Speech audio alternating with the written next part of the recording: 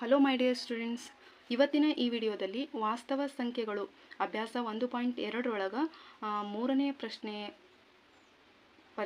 ಮೂರನೇ ಪ್ರಶ್ನೆ ಒಳಗಿರೋ ಸಮಸ್ಯೆಗಳಿಗೆ ಪರಿಹಾರಗಳನ್ನು ನೋಡೋಣ. ಮೊದಲನೆಯ ಪ್ರಶ್ನೆ ಮೂರರಲ್ಲಿ, ಮೇನ್ ಕ್ವಶನ್ ಮೂರರಲ್ಲಿ ಮೊದಲನೆಯ ಕ್ವಶನ್ ಏನೈತ್ರಿ, 1/√2 ಒಂದು ಅಭಾಗಲಬ್ಧ ಸಂಖ್ಯೆ ಅಂತ ಸಾಧಿಸ್ಬೇಕು. ಹೌದಾ? ಈಗ ನಾವು ಅಭಾಗಲಬ್ಧ ಸಂಖ್ಯೆ ಎಂದು ಸಾಧಿಸೋದ್ರ ಬಗ್ಗೆ ಒಂದು 2-3 ಕ್ವಶನ್ಸ್ನ ಬಿಡಿಸೀವಿ. ಅದೇ ರೀತಿ ಇದನ್ನು ಯಾವ ರೀತಿ ಬರೆದುಕೊಳ್ಬೋದು ಅಂದ್ರೆ ನಾವು ಈಗ ಈ ಪರಿಹಾರ ಏನು ಬರ್ತೈತಿ, 1/√2 ಒಂದು ಭಾಗಲಬ್ಧ ಸಂಖ್ಯೆ ಆಗಿರಲಿ ಅಂತ ನಾವು ಊಹೆ ಮಾಡ್ಕೊಳ್ಬೇಕು.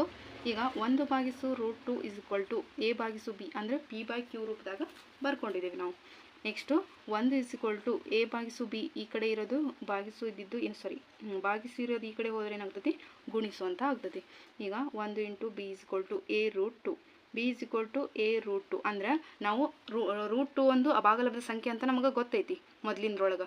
ಹೌದಾ? ಆದ್ದರಿಂದ ನಾವು ಏನು ಮಾಡಬೇಕು, √2 ಒಂದು ಸೈಡ್ ಬರೋ ಥರ ಮಾಡ್ಕೋಬೇಕು, ಪೂರ್ಣಾಂಕಗಳು ಒಂದು ಸೈಡ್ ಬರೋ ಥರ ಮಾಡ್ಕೋಬೇಕು. ಈಗ √2 ಅಂದ್ರೆ ಏನಾಗ್ತೈತಿ, b/a ಅಂತ ಆಗ್ತೈತಿ. ಈಗ √2 ಅಂದ್ರೆ ಏನು, b ಮತ್ತು aಗಳು ಏನವು ಪೂರ್ಣಾಂಕಗಳು. ಎಲ್ಲ ಪೂರ್ಣಾಂಕಗಳು ಏನು ಭಾಗಲಬ್ಧ ಸಂಖ್ಯೆಗಳು ಅಂತ ನಮಗೆ ತಿಳಿದೈತಿ. ಆದ್ದರಿಂದ ಪೂರ್ಣಾಂಕ ಭಾಗಿಸು ಪೂರ್ಣಾಂಕ ಏನಾಗ್ತೈತಿ, ಭಾಗಲಬ್ಧ ಸಂಖ್ಯೆ ಆಗ್ತೈತಿ.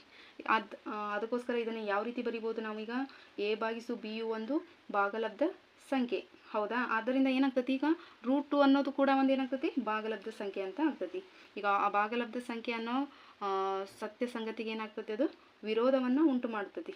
ಅದನ್ನು ಯಾವ ರೀತಿ ಬರೆಯೋಣ, ಈಗ ನಾವು b ಒಂದು ಭಾಗಲಬ್ಧ ಸಂಖ್ಯೆ ಆಗಿರುವುದರಿಂದ √2 ಕೂಡ ಒಂದು ಭಾಗಲಬ್ಧ ಸಂಖ್ಯೆ ಆಗಿದೆ. ಯಾಕಂದ್ರೆ √2 = ಪೂರ್ಣಾಂಕ ಭಾಗಿಸು ಪೂರ್ಣಾಂಕ ಅಂತ ಬಂದೈತಿ.